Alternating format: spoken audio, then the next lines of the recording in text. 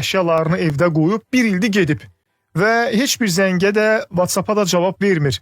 Ödəniş də eləmir və mən də deyir həmin əşyaları 3-4 qonşunun şahidliyi ilə başqa bir yerə köçürə bilərəmmi? Hansı ki evi açıb, qapını açıb, yəni adamın öz evidir, amma kirayənişin qapını bağlayıb çıxıb gedib, adamın evinin əşyalarına qoyub orada.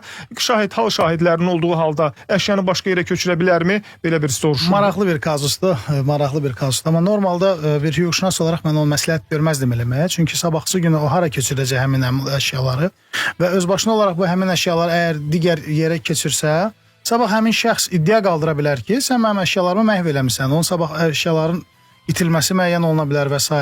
Burada ən məqsədə müvafiq o ola bilər ki, həmin şəxsin yaşadığı yer üzrə, qeydiyyatda olduğu yer üzrə məhkəmədə iddia qaldırmaq, həmin əşyaların çıxarılmasını məhkəmə qaydasında tələb eləmək və artıq məhkəmə qətnaməsi olduqdan sonra həmin əşyaların çıxarılması, yəni cavabdehin hesabına çıxarılması öhdəlik üzrə olaraq onun üzərinə qoyulduqdan sonra icra məmuru həmin o qətnaməni icra eləyəcək. Amma bu günləri mən öz başına həmin əşyaları götürüb onu hara təhvil verəcək, bax o tərəfi də var. Yəni sabahları qarşı tərəf də iddia eləyə bilər ki, mənim əşyalarımın içində məsəl üçün bahalı bir digər qızıl zinət əşyaları olub və s.